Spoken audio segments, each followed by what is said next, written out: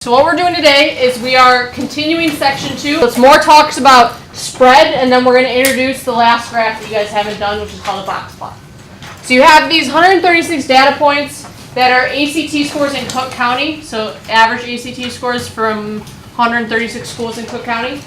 You don't have this graph, but what we're going to do is we're going to calculate what's called the 5-number summary, and then we're going to draw a box plot. So first thing, 5-number summary. Write this down. 5-number summary includes the minimum, Q1, the median, Q3, and the maximum. Do you need me to repeat it? Yes, okay. Minimum, Q1, which is literally the letter Q and then sub 1. Median, Q3, and the maximum. Okay, so we're going to find that right now. Anytime that you draw a box plot, you need to find the 5-number summary. I could also just ask you find the 5-number summary. So minimum, that one should be easy. Our minimum is 13.9. Yeah, these are in order. You're welcome. Maximum, that one should be easy. Our maximum is 27.8. The median, I'm telling you that there are 136 observations. Which one will be the median? 68 plus 69. The average of the 68th and the 69th.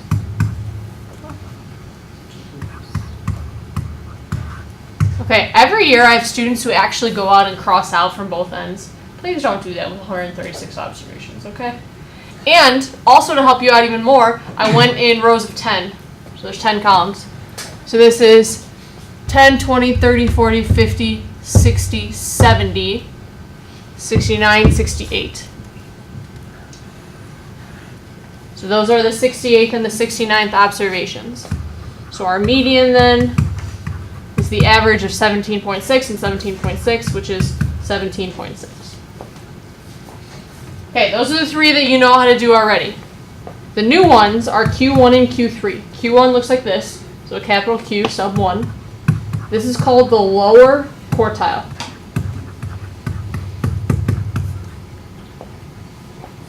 By lower quartile, I mean look at the first half of the data set and find the median of the first half.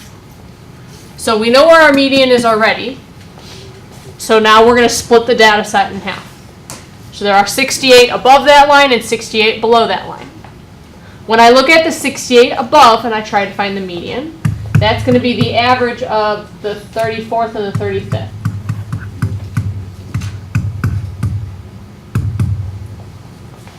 So this is 10, 20, 30, 40, 39, 38, 37, 36, 35, 34. So our lower quartile is going to be 15.75. So it's the average of 15.7 and 15.8.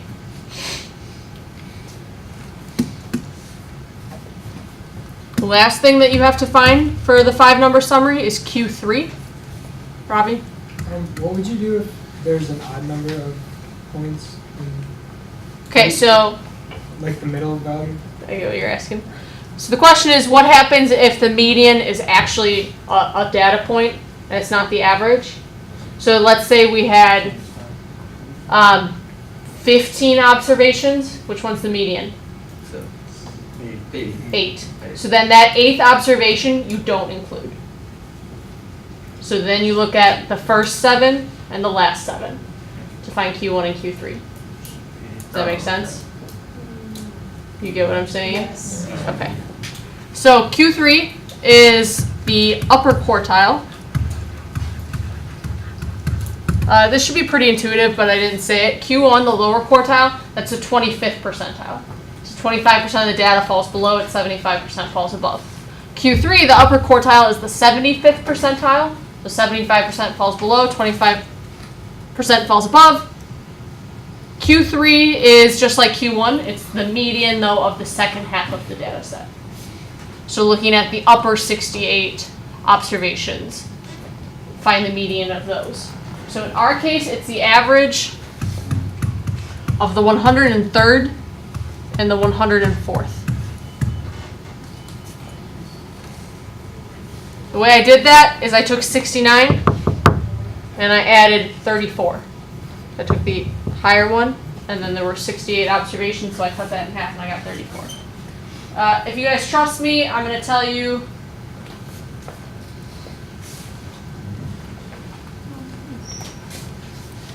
it was right here. So this is 103rd, 104th. So this ends up being 21.2. Questions so far? Yes? So would the second quartile be like the median? Right, yeah. So the median is the second quartile, just we don't really use that term. Yeah. I believe that you might have to find some of this in your homework that's due tonight, particularly Q1 and Q3. We're ready to construct a box plot from here? Yeah. Okay, I understand that I did not give you a graph, so sorry. I went up by 3s, so just draw yourself a number line and go from 12 to 30, going by 3s.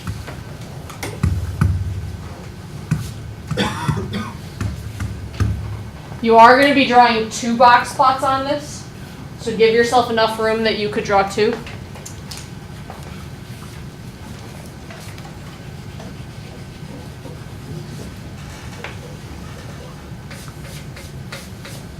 Okay. Below the number line, I'm going to draw you the general idea of a box plot, and then we're actually going to draw ours. This is generally what your box plot is going to look like. Here's going to be the box, then you have the 2 whiskers. The lower part of the whisker is the minimum. First part of the box is Q1. The middle is the median. This is Q3. And then the second whisker ends at the maximum. That's the general idea. So drawing our box plot first. Q1 is at 15.75, which is about here. Our median is at 17.6, which is about here. And then Q3 is 21.2, which is about there.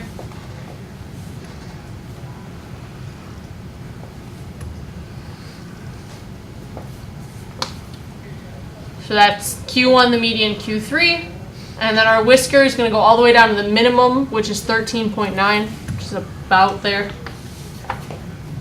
Upper whisker is going to go all the way to 27.8, which is about there.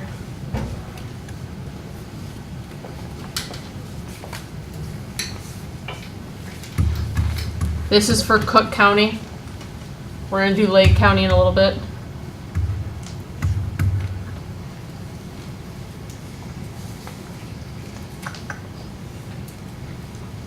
Of course, you want to label the x-axis, so I'm going to write average ACT. Of course, you were going to put a title. Mine's going to be repetitive. I'm going to put ACT scores.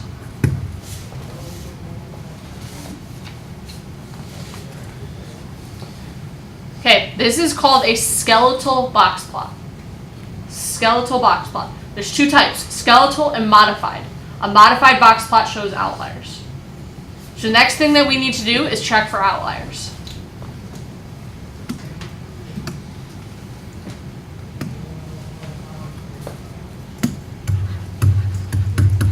So you know how when we've done CSSU in the past, I tell you to call them potential outliers because we don't actually know? Now I'm going to teach you the rule to actually check. First thing that you're going to need is what's called the IQR. That stands for the inner quartile range. So I think this is in your homework tonight, the inner quartile range. Way to find it is to take the upper quartile, Q3, subtract the lower quartile, which is Q1. In our case, Q3 was 21.2. Q1 was 15.75. So our IQR then is 5.45.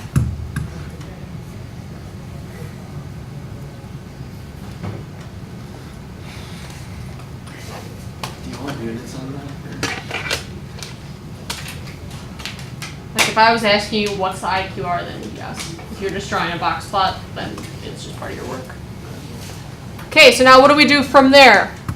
You're going to do Q3 plus 1.5 IQR. So our Q3 was 21.2, and I'm going to add 1.5 times my 5.45.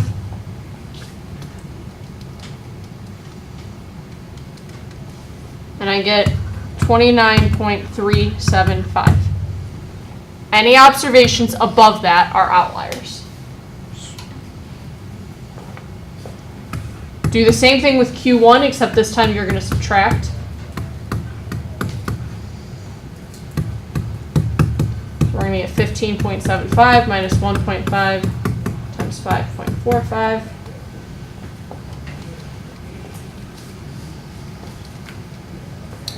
So we get 7.575. Anything below that is an outlier. So in our distribution, we don't have any outliers. Anytime that you draw a box plot, I expect to see this. Anytime that the question is draw a box plot, I'm looking for a modified box plot, which checks for outliers. Even if there are no outliers, I need to see this work. So you're going to do it in your calculator, you're still need to write it down. Bobby? Where did you get 1.5 from? That's the rule. It's always 1.5. Oh, it's always, okay. Yeah, so your book talks about like mild and extreme outliers. Mild outliers are 1.5 and extreme are 3. I always just use 1.5. We're not going to do the difference. Now, I'm going to add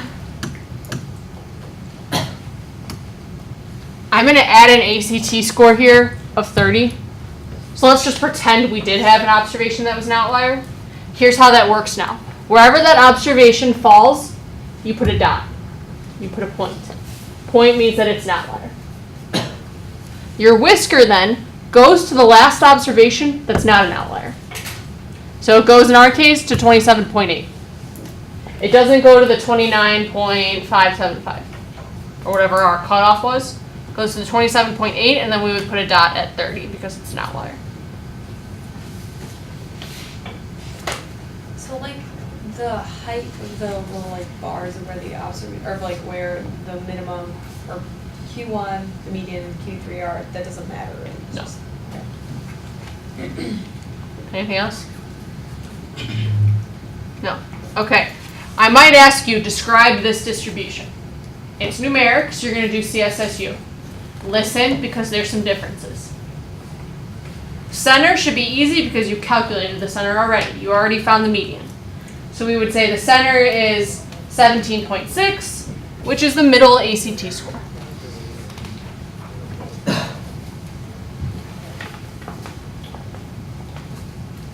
For unusual, that's the same. Here we would say there are no outliers.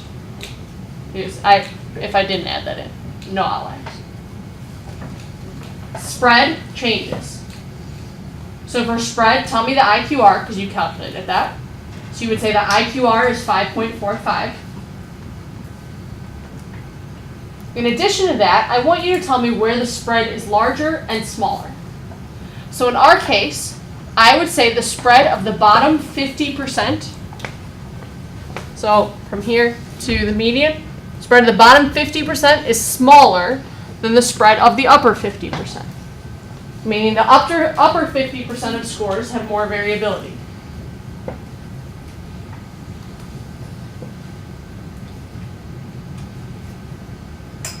Okay, again, so for spread, tell me the IQR because you calculated that. That's a measure of spread. And then tell me where the spread is smaller and larger. Smaller in the bottom 50% than the upper 50%, so less variability in the bottom 50%. And then here's another change with shape. How many pieces of information do you need in order to construct a box plot? 5. 5 number summary, that's it. So isn't it possible that I could change all those other numbers in between and have the same box plot? It has to be within the minimum and maximum. Yeah, but aren't there a whole bunch of changes that I could make? You can't actually tell shape from a box plot. Now, the AP test and the College Board are just starting to realize that. So sometimes they want shape and sometimes they don't. So here's how I would like you to handle shape. I would like you to say, you can't tell shape from a box plot, but it looks like the distribution may be, and then take a guess. So in this case, I would say you can't tell shape from a box plot, but it looks like the distribution of ACT scores may be skewed right.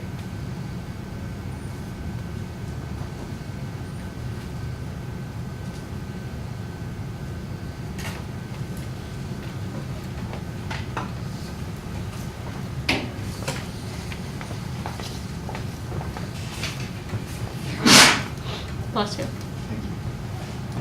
Okay, that's CSSU. Okay, now we're going to add on Lake County below the box plot for Cook County. That's the 5-number summary. Can I just tell you that there's no outliers? Okay, draw the box plot underneath yours, please.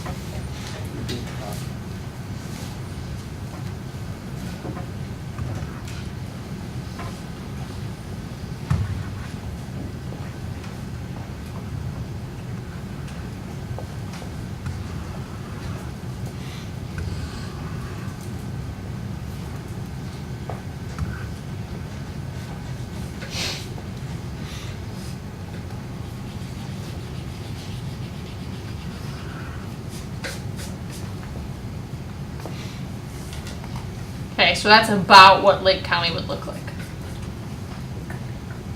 Now, the reason I wanted you to draw this one is so that we could talk about the ways to compare two different box plots. If I asked you to compare two box plots, here's what I want you to talk about. First, do CSSU. So in this case, the center for Lake County is higher. Make sure you tell me what that means. That means that generally, students in Lake County score better on the ACT. Talk about spread. Cook County has a larger spread, which means that the schools in Cook County or the students in Cook County have a higher variability in their ACT scores. They're less consistent. Talk about anything unusual, so we don't have any outliers. Talk about shape, so you can't tell shape, but it looks like it looks like Cook County may be skewed right and Lake County may be symmetric. For spread, make sure you just look at overall spread. And then here's where you have to do something in addition to CSSU.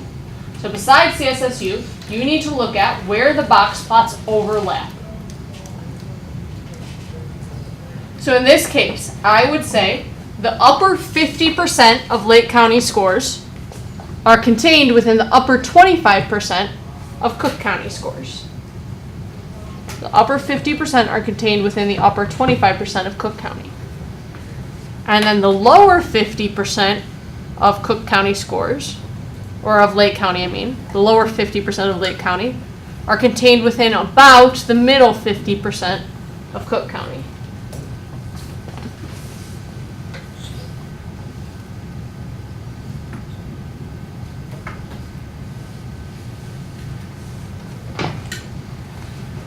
Questions?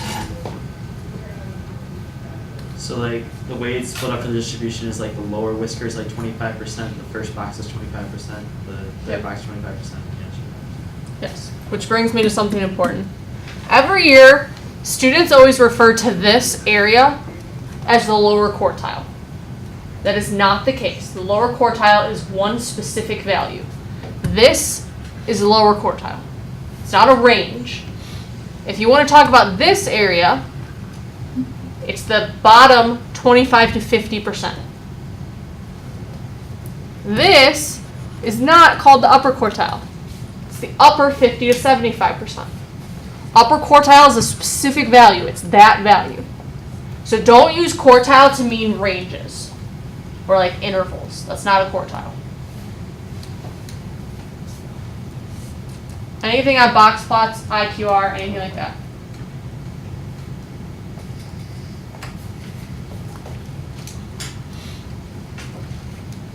No? Yes? For like the Lake County, should we also like calculate the IQR for that and then use that to compare? Yes. Well, I'm sorry, let me take that back. No, you can just look at overall spread. Okay. Overall, it was clear that Cook County had a larger spread.